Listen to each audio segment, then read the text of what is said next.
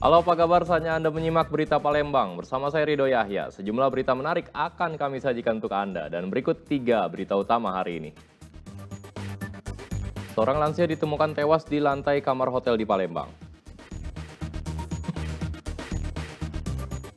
Bengkel di Jalan Perintis Kemerdekaan Palembang terbakar. 3 korban tewas terbakar.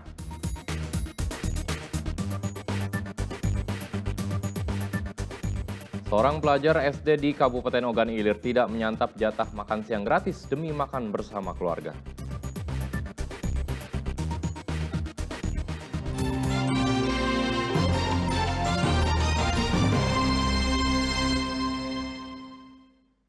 Pria lansia ditemukan tewas di penginapan di kawasan Ilir Timur 1, Kota Palembang. Belum diketahui pasti kematian korban dan usai diidentifikasi, jasad korban langsung dievakuasi tim Inafis Polrestabes Palembang ke Rumah Sakit Bayangkara.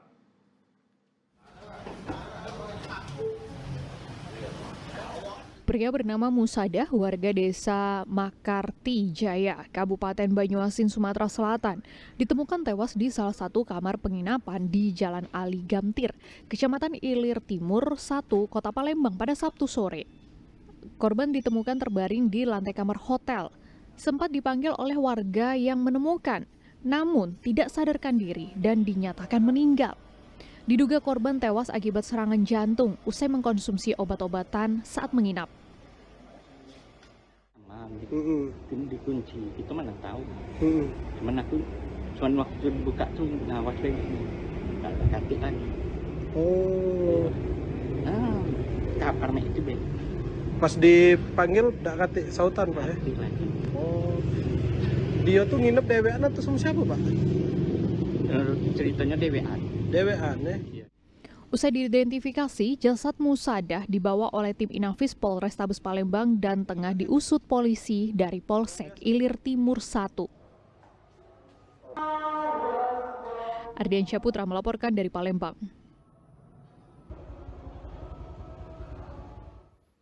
Merasa sakit hati telah dipecat, petugas parkir di Palembang aniaya majikan. Tersangka diringkus polisi di tempat persembunyiannya setelah sempat buron selama 3 bulan.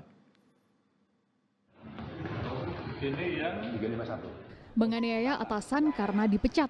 Itulah alasan yang membawa Mat Fajar alias Tata akhirnya dibekuk oleh tim Reskrim Polrestabes Palembang dan Polsek Ilir Barat 1 Palembang. Sebelumnya, ia 3 bulan menjadi buronan. Kini ia ditetapkan jadi tersangka pembacokan terhadap seorang pemuda bernama Firmansyah. Korban menderita luka bacok senjata tajam pada bagian tangan dan jarinya usai penganiayaan yang terjadi pada bulan Agustus lalu. Pelaku dipecat, korban menjadi petugas parkir di kawasan Ilir Barat 1 Palembang. Dengan membawa sebilah pedang, tersangka pun langsung datangi rumah korban. Kemudian korban diserang tersangka secara brutal hingga terluka. Yang lagi motifnya adalah ketidaksenangan karena adanya yang bersangkutan korban berawal dari diberhentikannya sebagai petugas juru parkir, kemudian dapat rumor ada seolah menantang saudara Tata yang telah memberhentikan sebagai juru parkir, kemudian karena kejengkelannya saudara M. Fajar alias Tata ini mendatangi tersangka di daerah kampungnya dan terjadi peristiwa penganiayaan sebagainya. Atas perbuatannya tersangka dijerat polisi dengan pasal tentang penganiayaan yang ancaman hukumannya paling lama 7 tahun kurungan penjara. Edi Ruansyah melaporkan dari Kota Palembang. Bengkel yang menyatu dengan bangunan rumah di Jalan Perintis Kemerdekaan Palembang terbakar. Sang pemilik bengkel, anak dan keponakannya meninggal dunia.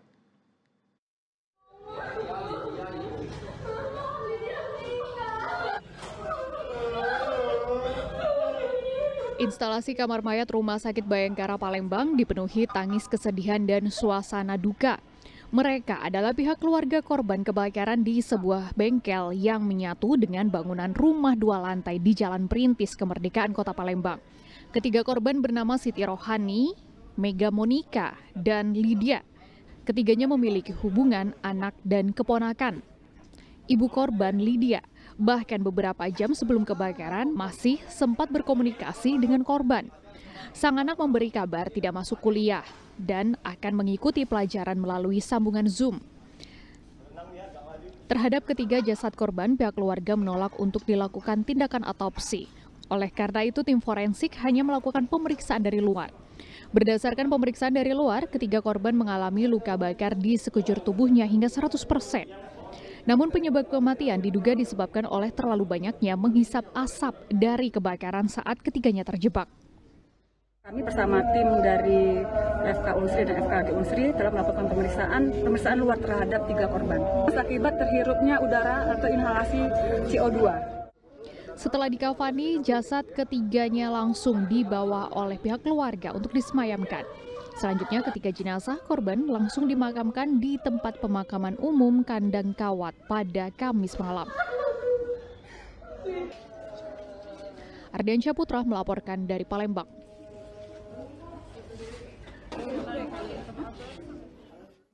Kejaksaan Tinggi Sumatera Selatan melakukan proses tahap 2 tindak pidana korupsi pembangunan prasarana Light Rail Transit atau LRT tahun 2016-2020. Barang bukti sitaan berupa uang tunai sebesar 22,5 miliar rupiah.